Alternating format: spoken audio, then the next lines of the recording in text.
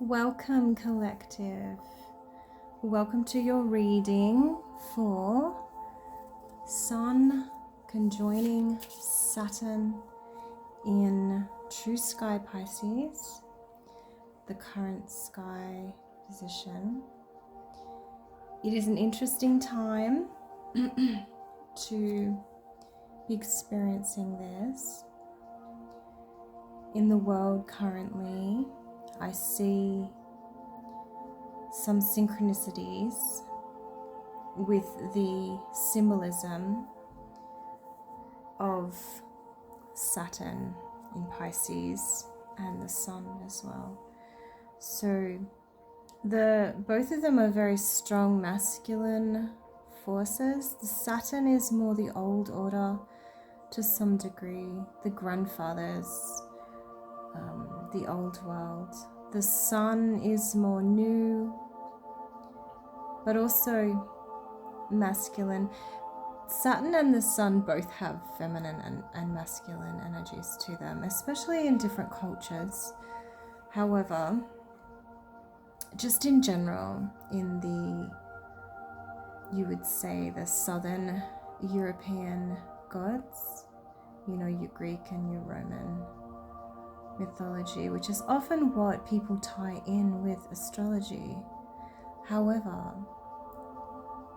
traditionally, the peoples of their lands would have had their own systems and they did have their own gods and their own symbolism, which would have tied in with the sky that they experienced and the yearly cycles that they experienced, which is what it's based on. The sky, the star stories, the earth stories of the different folks. And obviously since, the Roman Empire, which was a large empire, the growth of astrology and the Western system, which heavily focused on that aspect of astrology, which is actually out of alignment now. So they set the wheel a few thousand years ago, around the time Christianity came on the scene in the way that it did. And astrology is a lot older than that. It goes back to when mankind would have first started to communicate about their environment, especially in a meaningful, deeper sense with the seasons and the cycles.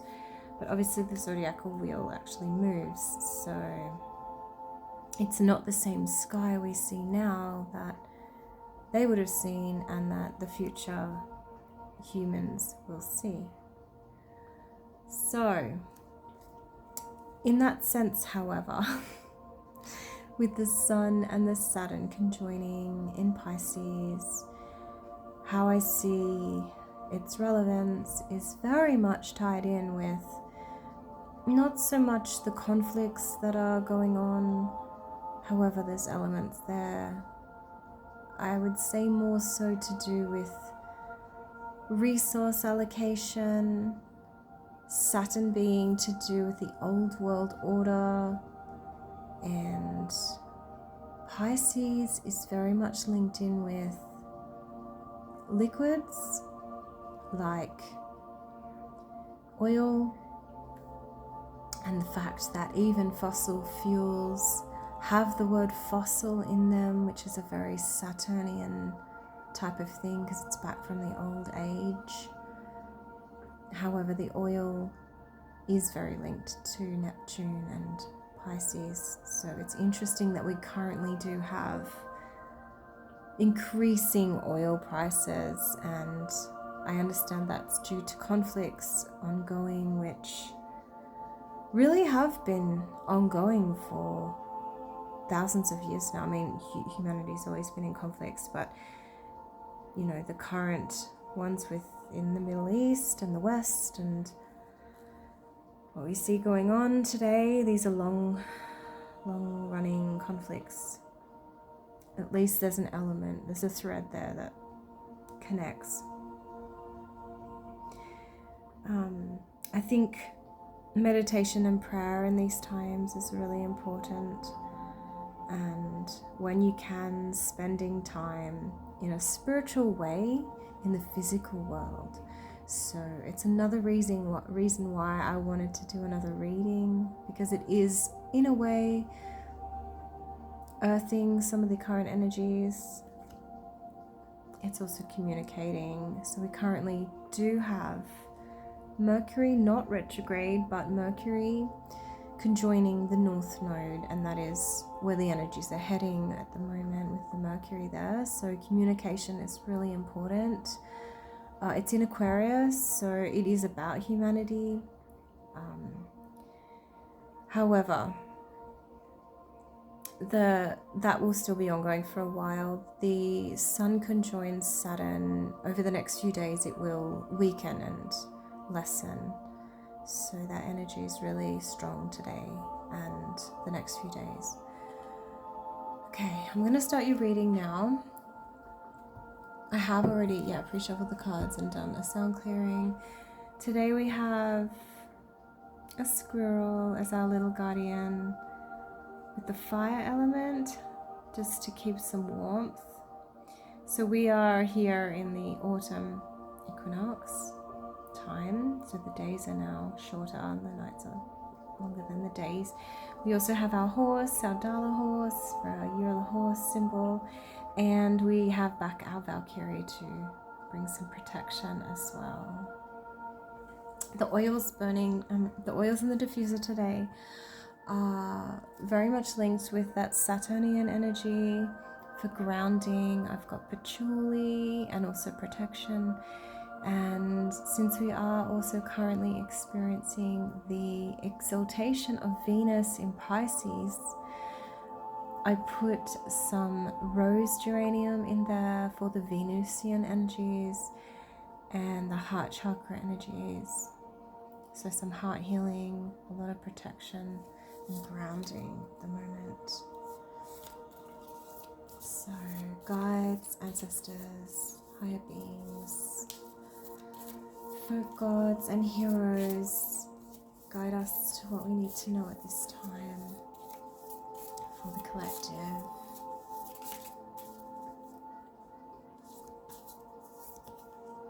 Okay, so the first card I've got here to lead the reading is the Page of Hedgehogs.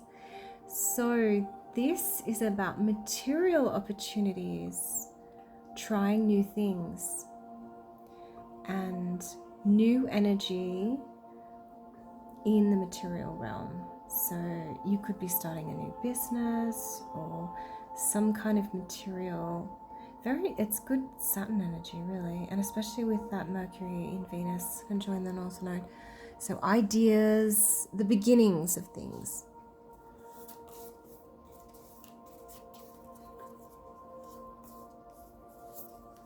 Okay, next one we have the Three of Flowers. So the Three of Flowers is equivalent to the Three of Wands in a Rider-Waite system deck. So similarly, it's also about new energy. It's not a brand new energy, so there's already some energy in play with the Three of Wands. However, it also has the fire energy, so it's quite different to the Pentacles. Obviously, it's more about passions, so passion projects and those sorts of things. So if there's any passion projects that you have going on, I would definitely say to keep going with them. It represents the importance of teamwork, cooperation, and good communication. You can't accomplish everything all by yourself. Ask for support to bring your creative vision to life and help your plans reach their full potential. Yeah, it's so true. We all, we do rely on each other. We can't do everything alone. Next card we've got is the Ace of Flowers. So this is like the Ace of Wands. So this is more new energy with the Ace of Flowers. However, it's more passionate wand energy. Yeah, representing inspiration and ideas. It's an exciting surge of creativity. So embrace your visionary ideas. Use them to motivate your next steps. And there's no telling how far your innovation will take you. The next card we have, wow, it's the Wheel of Fortune. So this is a really lucky card. So this brings like good luck, especially because it's upright.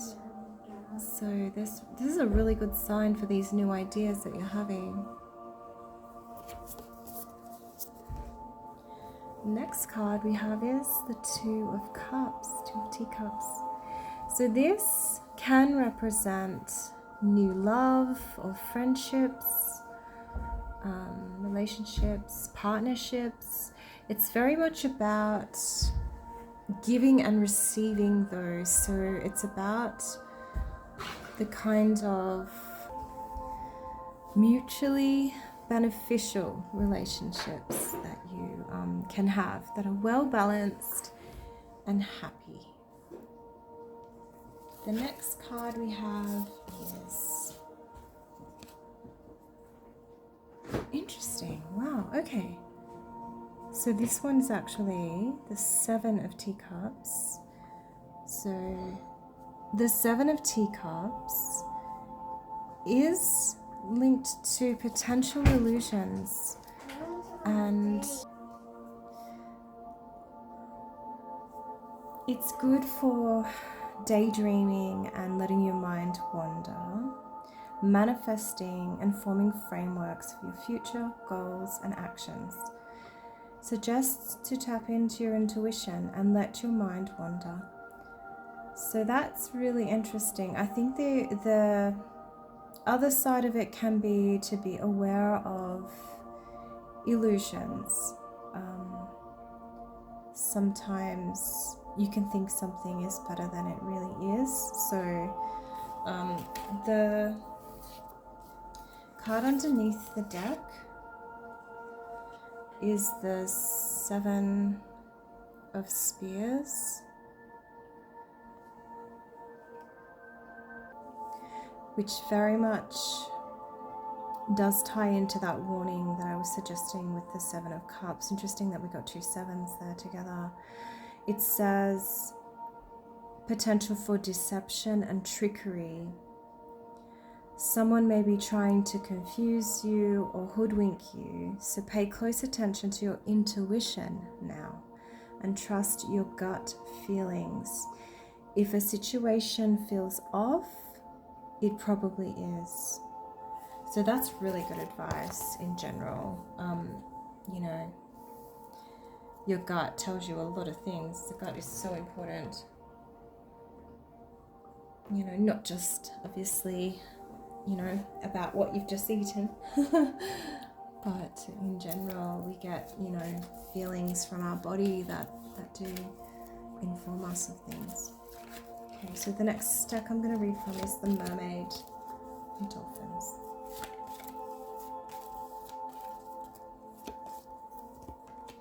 Okay, so we got the card, Have Faith. Your prayers are manifesting. Remain positive and follow your guidance.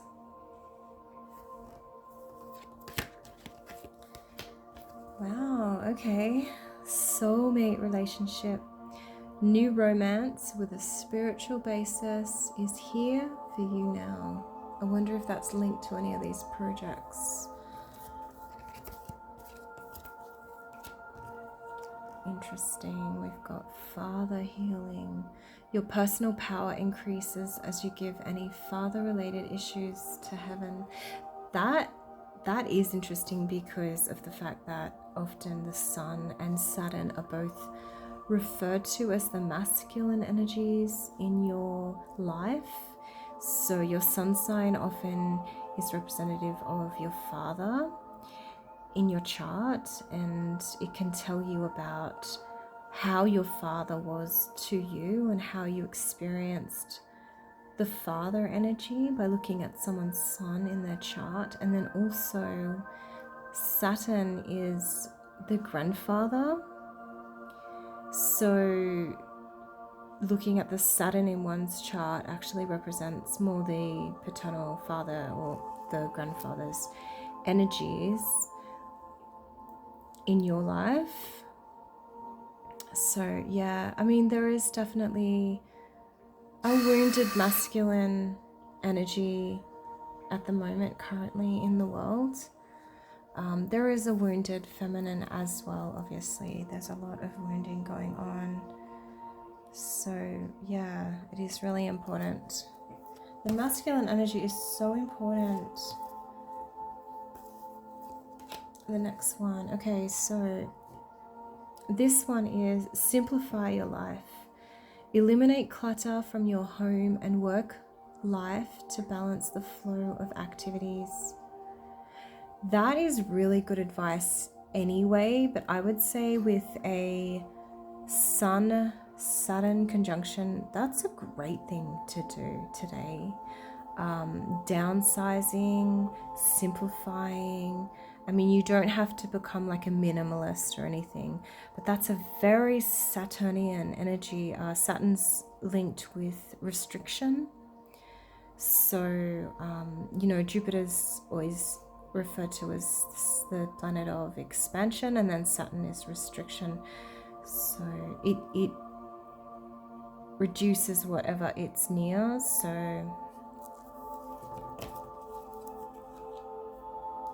next one we've got, last one, is explore your options. It's time to look at other possibilities. It's a good time to make changes. So I was told one more actually.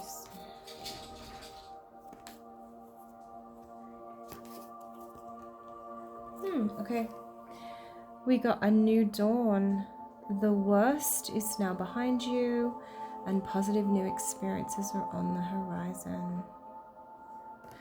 So that's actually touching the Seven of Spears. So maybe you did have someone that was quite deceitful and manipulative in your life recently. That's, yeah, interesting. Okay, next cards I'm going to read from.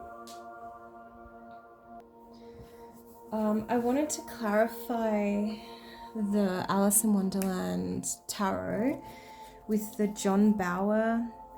I might be saying that wrong. He's an artist from Sweden, I believe. I love the art. Tarot. So yeah, I just wanted to show the back image of the cards. They're really beautiful. I really love this artist. I think they're regarded as like a folk artist. John Bauer. Really beautiful. But yeah, so the first card we got is the Five of Pentacles. So this is a hard card. This isn't that financially abundant. And because it's to clarify the Page of Hedgehogs, which is about new financial opportunities, together, I'm going to say that having the Five of Pentacles clarifying, it is saying that there is some restriction of material resources here, and that you do need to be careful with your material resources. If you can seek help from others, see, obviously she's out in the snow. She does have a crown on, so she's not that poor, but there's a big castle behind her. So, there is wealth around, and if you can try to get help, that would be your best bet. If you are in a restrictive situation financially. The next card is, wow, the King of Pentacles. Wow, so this is to clarify the Three of Flowers, which was about cooperating with others, with new ideas, and all that kind of energy. So interestingly, the Five of Pentacles actually says, similar to what I was saying, it does say that hard times are ahead. Trust in the universe. Don't give up hope, which is really interesting because it was also touching this have faith card. So yeah, that's a nice tie-in. The King of Pentacles says, gaining rewards from hard work, trust you are doing the right thing and understand your goals. So, and it's linked to the soulmate relationship. Next card we have is the Fool. Number 0 is like the beginning of a journey. And this is the Ace of Wands and the Father healing. So there's a new journey in the healing of the Father energy and the new passions. The next one we have is the number 1 card, which is the Magician. So this is a good card for manifesting.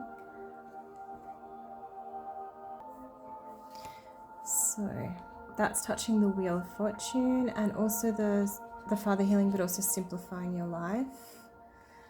So yeah, it is very true that when we do downsize, you know, I'm not sure if you know about the magic art of cleaning up or any of those, you know, kind of magical decluttering advice, but yeah, it's important that we do honor the material things in our life that are helping us by not having too much, because the flow of energy, if it's bad, it's actually really negative to us.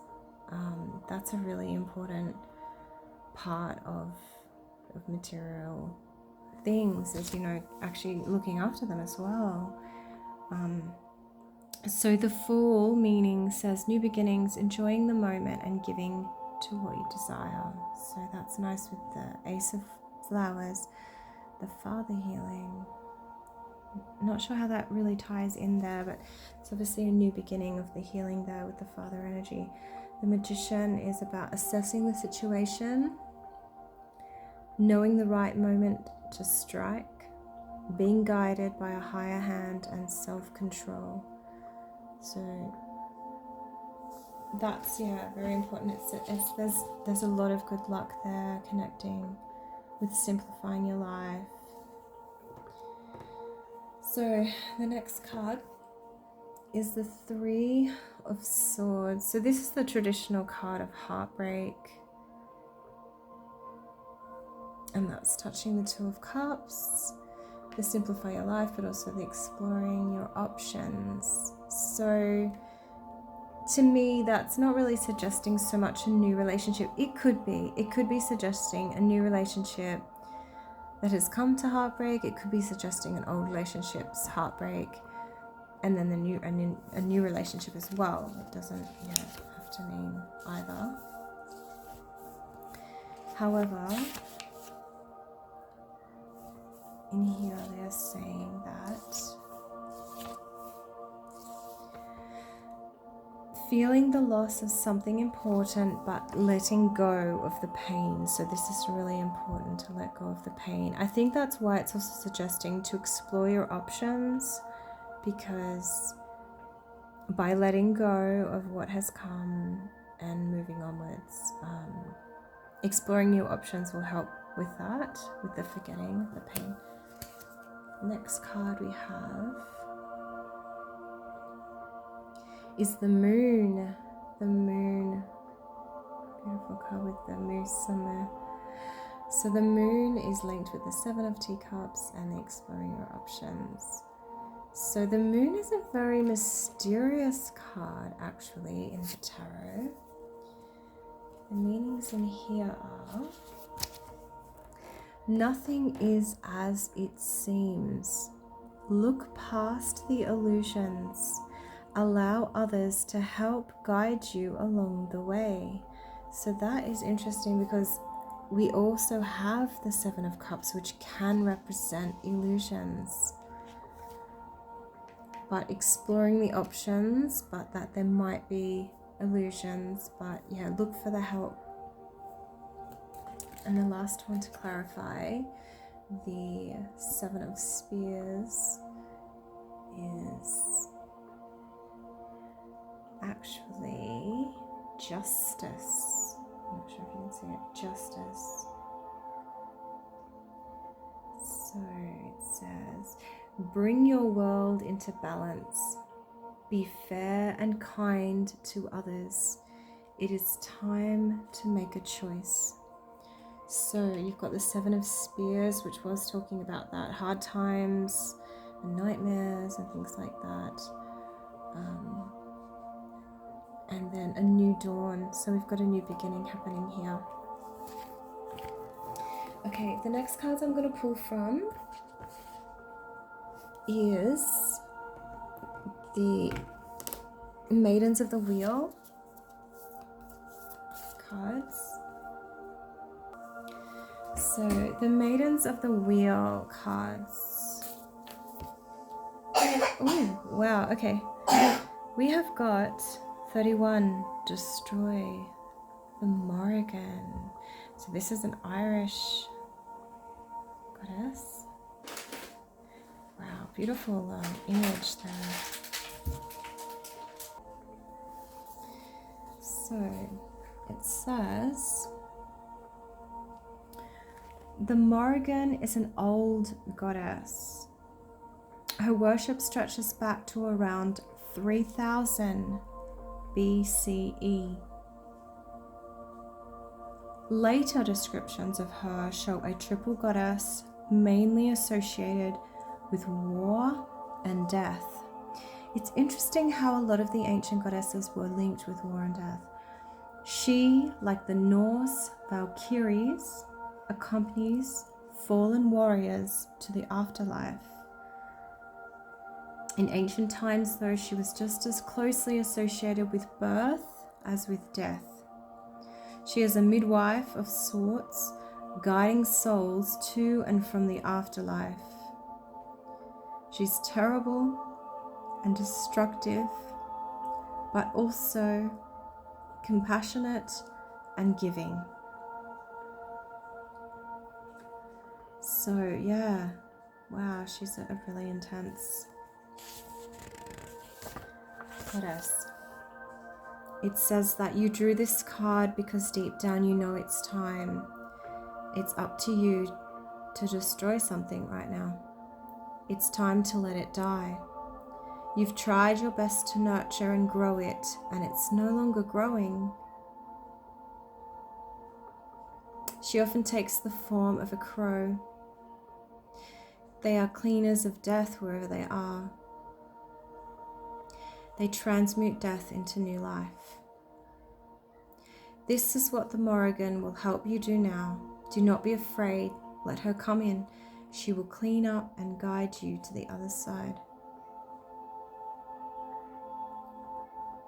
Interesting. So she's definitely helping to clear away the bad in your life. Basically, she's like a protector. And it is interesting that I also, today, we have our Valkyrie in the back as our protector. Okay, I'm going to pull another one of these cards. They're pretty intense cards, but they're really beautiful. The Maidens of the Wheel. Okay. Wow, okay, we got Sovereignty, Queen Elizabeth I. It's a very English, more modern one, but that's the last one I'm going to pull from that deck today. So,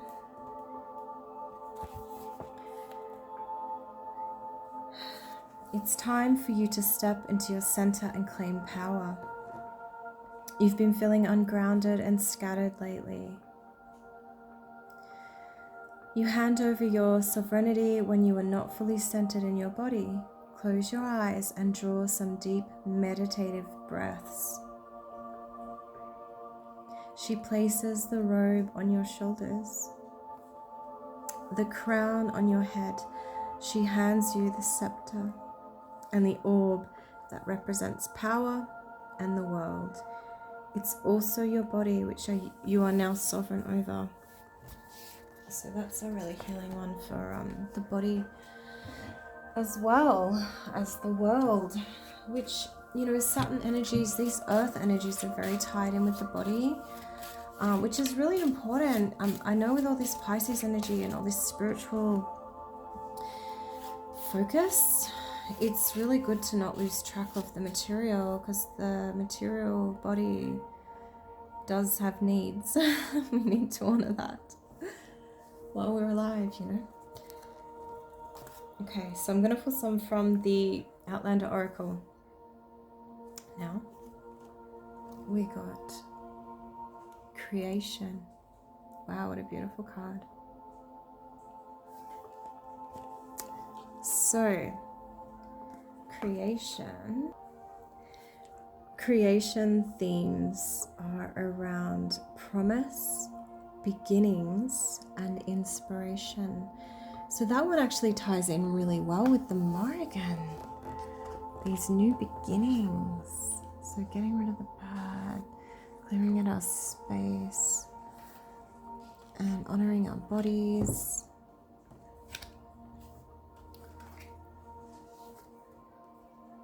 So, creation. The next card is Youth.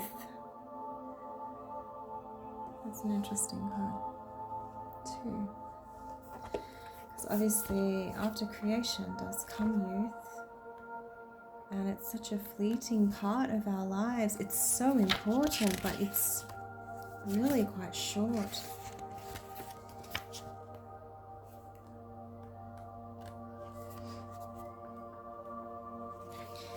The energies around youth are enthusiasm, energy, and hope. Okay, the last card from the Outlander I'm going to pull today is Wealth. Nice. We did have a few pentacle energies come up around wealth in this reading, like the Page and the 5 and the King. So it's definitely a focus on that material, which is Saturn's realm as well. I mean, Saturn, he was also the god in the Golden Age. So Saturn rules over the Golden Age, which they say that we are going into. So we're meant to be in the Kali Yuga at the moment, I believe, or in the final age, which is quite destructive. But obviously it would have a positive side as well. However, the next age is meant to be the Golden Age, where the gods come back and it's renewed, the destructive energies.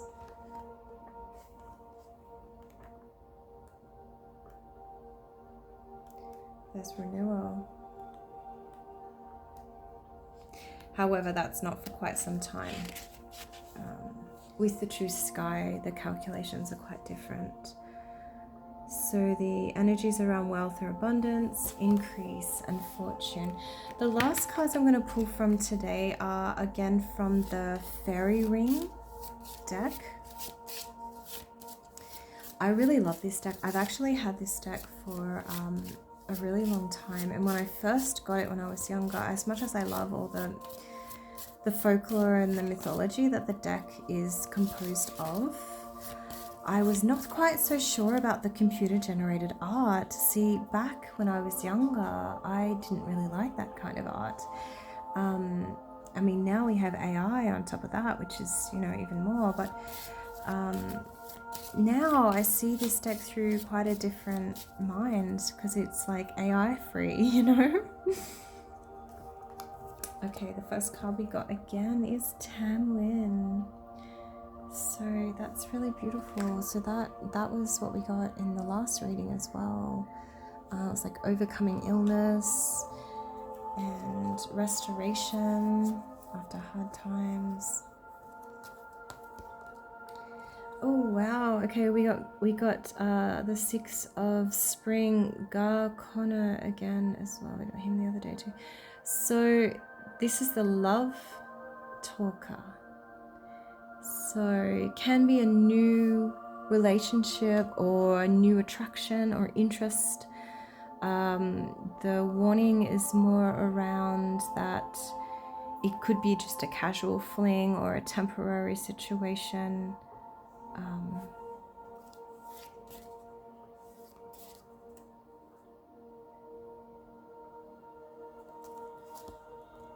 Okay, and the last one that I've got here is the 5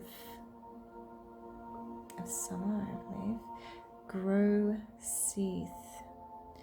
The Taru or She, I believe, is the one underneath, so it's upright. So we've got like the golden cow. Grow Seeth. I think the Seeth word is to do with the fairy.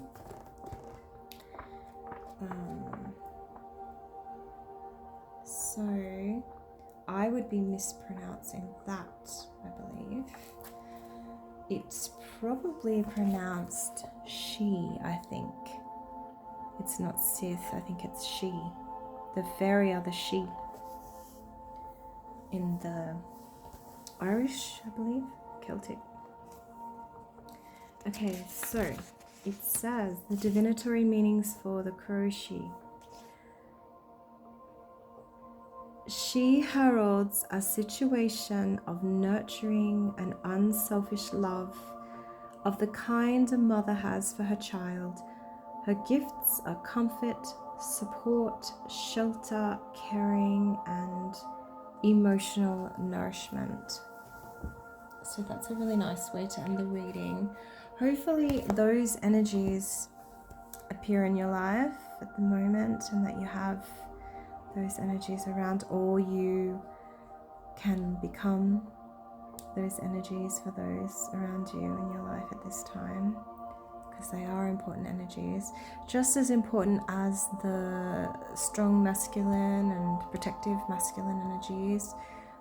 The nourishing, supportive feminine is also a really important part of the world that we live in. So I'm going to finish the reading. I just want to say thank you for being here. If you've enjoyed the reading at all, another way that you can support me now is to buy me a coffee. I have the link in my YouTube channel if you're interested. It's fine if you can't do it. But also, yeah, most of the people viewing my content are not subscribed. So if you could please subscribe, that would be great. Or like or comment if you enjoyed this reading, or if you want to let me know anything that resonated for you. Obviously take what resonates and don't take on anything that doesn't sit well with you in your gut, with your intuition. And I'm wishing you all amazing peace in your lives, and I'll be back again soon. Thank you. Bye.